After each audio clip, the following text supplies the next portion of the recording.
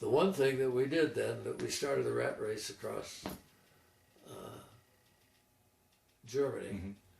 And there was an agreement we'd go so far and the Russians would come so far. So our outfit ended up on the border of Austria.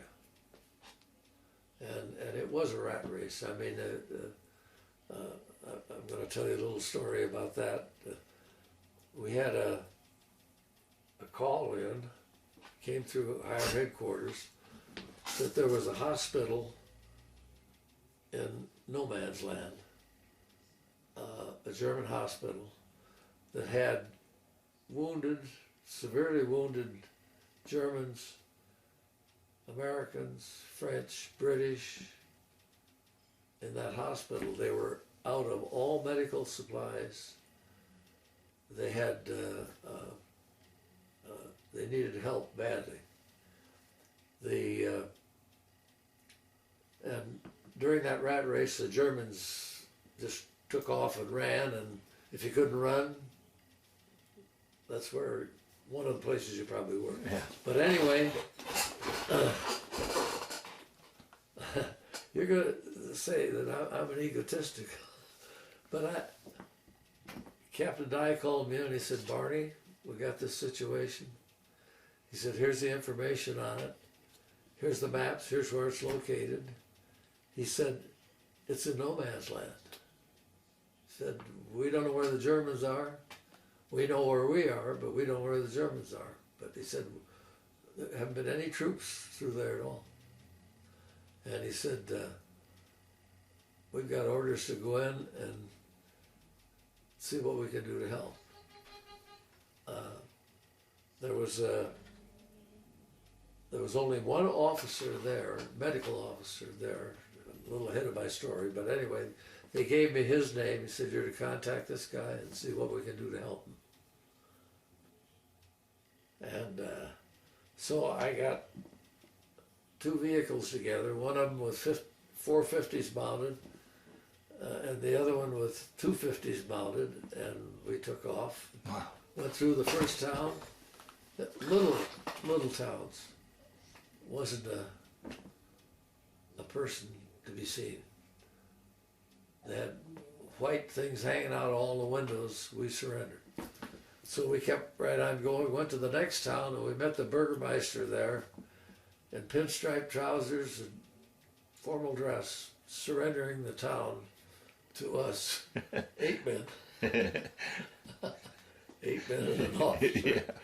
Yeah. And I had an interpreter. I took an interpreter with me. He was a Dutch Hollander, incidentally, that we picked up in our travels, because you had to have somebody that could help you. You know, we didn't speak the language. And so he told him, he said, I have 56 German soldiers here locked in the cells of Baden. And all of their weapons are stacked in another cell, and I'm here to formally surrender the city. And he said, what should I do? I thought to myself, I don't know, I never did this before. So I got on the radios and I went back to headquarters, and they said, we'll get back to you. And he came back, he said, tell him that we accept the surrender of his city, that he will be contacted to pick up all of the weapons. Tell the men to take off their hats and their shirts that identify them as German soldiers and send them home. Wow. And to be very honest with you, during that time we were so inundated with prisoners that and we knew the war was coming to an end. Yeah. It was days ahead, you know, it wasn't tomorrow. Right. But and I have to tell you, that gave me a wonderful feeling. Yeah. And then we went on to that hospital, and I say in here, it's the most inhuman thing I think I ever saw in my life. I mentioned to you that all armies were there. They had beds full of people. most of the people there were severely wounded. I mean, legs gone, arms gone, shot up badly, lying in a bed, probably dying. And this German major, when I met him, he said to me, "My God," he said, "I'm glad you're here. We've been abandoned." He said, and he spoke perfect English. I'll hit on that in a minute. And I said, well, I'm here to give you anything you need. I said, I don't have it here, but I have it down the road a mile and a half. Oh, that was wrong. Probably an hour and a half. Anyway, but I said, I'm amazed you speak such good English. He said, I studied medicine at the University of California. You know, small world. Yeah, yeah. Yeah. But anyway, we brought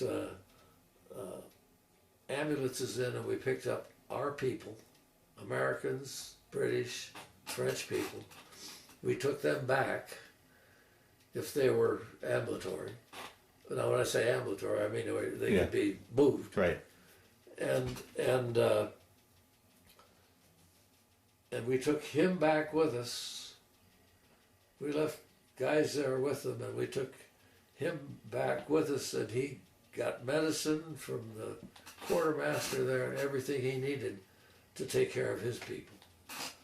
And but that was one of the. I saw a lot of sad things, you know. Yeah. A lot of war is hell. But that was the saddest thing I think I ever saw. And it tells you a little bit about the German military, right. You know. They just abandoned him. Wow. Yeah. Yeah. Before you continue on with your story, describe, so you pretty much followed the front all the way to the end of the war. Can you describe to those that will watch us what you were seeing physically as far as the destruction and damage, and did you have much interaction with civilians as you moved along, and what was that like? Yeah. The other thing you ran into was German families that stayed behind. And boy, the stories they would tell you were something else, you know. And they loved you to death. We went into, just before we went to the Rhine River that I talked about, we set up in a little town that had just been blown apart. And there were, when we went in there were very few people. Didn't see anybody. They were probably in the cellars or wherever, you know, because God knows what they were told about what was going to happen to them. And here's where I told you about Father Himmelgard. We went in this. There was a Catholic church there that had been just almost blown to bits. Rubble in the floor of the church, and windows blown out. Some of the roof gone, and so we went in, and his being able to speak German was great. And he ran on into the old guy who was the session that rang the church bell on Sundays and so forth, and talked to him. And he asked him where all the people were, and he said, they're in hiding, you know. So, and he told him that he was a sexton of the church and how badly they felt that it was so badly blown up. And I don't know, maybe we didn't fire into that, but you know, maybe it was our troops had bombed it, or our Air Force had bombed it, or maybe the Germans blew it up, because they weren't very supportive of religion. Right. Hitler was their god. Right. Anyway, Father Himmelgard came back and he said, there's a lot of people here, but he said they're hiding. He said, you know, the biggest thing he complained about was how badly their church was damaged. He said, how about a group of you guys, we were sitting there waiting to go to the Rhine. He said, how about a group of you guys getting together and we'll go over there and we'll haul all that rubble out of that church. Bring the trucks up here and And I mean, the guys pitched in, and we were there on a Sunday, and Father Himmelgard said Mass. And the people came. Wow. We couldn't believe how these people came out of wherever they'd been to go to that Mass. And he being able to give them a sermon in German. Wow. And when he talked to them, you know, hey, we're here to help you people, you know. So, I don't know what else he said, but I know that, knowing well enough that the people had smiles on their face when it was over. Well, you know, the stories you've told is kind of a tribute to the U.S. Army. I mean, how many conquering armies through time treated the people like that in the way that you talked about the hospital and telling those soldiers to take off their clothes and just go home and fixing it? I mean, how many conquering armies ever did that through time, you know?